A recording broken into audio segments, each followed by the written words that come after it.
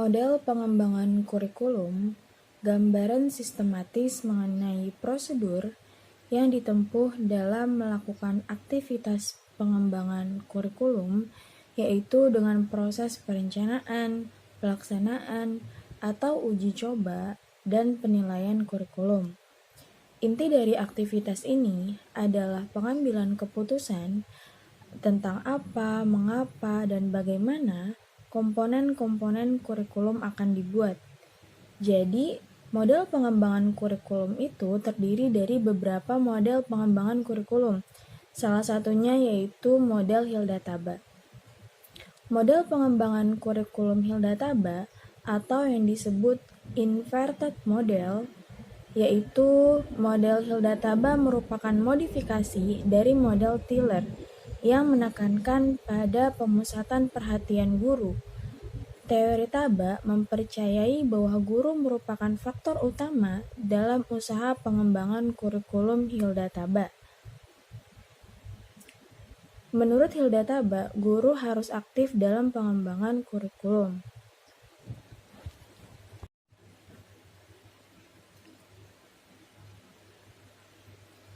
Pandangan Taba dalam pengembangan kurikulum tradisional urutan pengembangan kurikulum deduktif itu terdiri dari 4 bagian. Yang pertama ada penentuan prinsip-prinsip dan kebijaksanaan dasar. Dan yang kedua merumuskan desain kurikulum yang bersifat menyeluruh didasarkan komitmen tertentu. Yang ketiga itu menyusun unit-unit kurikulum sejalan dengan desain yang menyeluruh. Yang keempat melaksanakan kurikulum di dalam kelas. Jadi pandangan Taba dalam pengembangan kurikulum Taba menganjurkan pendekatan induktif untuk pengembangan kurikulum itu dimulai dengan spesifik. Jadi membangun dengan desain umum yang bertentangan dengan pendekatan deduktif lebih tradisional. Dimulai dengan desain umum dan kerja sampai spesifik. Pandangan Taba dalam pengembangan kurikulum Taba berpendapat model deduktif kurang cocok sebab tidak merangsang timbulnya inovasi-inovasi. Menurutnya, pengembangan kurikulum yang lebih mendorong inovasi dan kreativitas guru adalah yang bersifat induktif, yang merupakan kebalikan dari model tradisional. Nah, selanjutnya itu ada pandangan Taba dalam pengembangan kurikulum Taba.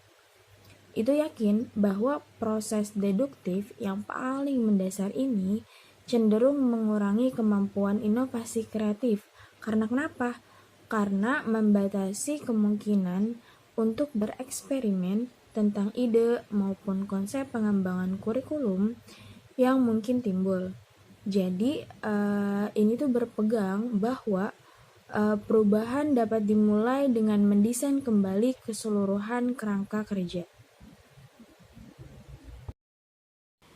Selanjutnya adalah karakteristik model kurikulum Taba yang akan disampaikan oleh Winda Yuliana. Karakteristik model kurikulum Taba.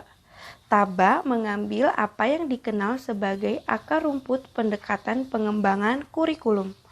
Pengembangan kurikulum dilakukan guru dan memposisikan guru sebagai inovator dalam pengembangan kurikulum. Dalam pengembangannya lebih bersifat induktif dan berbeda dengan model tradisional yang bersifat deduktif. Langkah-langkah pengembangannya itu yaitu 1. Membuat unit eksperimen bersama dengan guru. 2. Menguji unit eksperimen. 3. Mengadakan revisi dan konsolidasi. 4. Pengembangan keseluruhan kerangka kurikulum atau bisa disebut dengan developing framework. Yang kelima mengimplementasi dan disimulasi. Merumuskan tujuan-tujuan khusus setelah kebutuhan siswa telah didiagnosa. Perencanaan kurikulum menentukan tujuan, mendiagnosa celah, kekurangan, dan variasi dalam latar belakang siswa. Taba menggunakan istilah hasil dan tujuan saling dipertukarkan, titik yang akan kita kembali lagi nanti. Kedua, menguji unit eksperimen. Unit eksperimen yang sudah dihasilkan pada langkah pertama harus diuji coba di kelas-kelas eksperimen pada berbagai situasi dan kondisi belajar.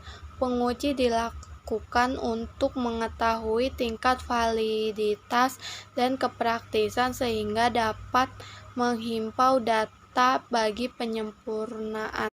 Mengadakan revisi dan konsolidasi.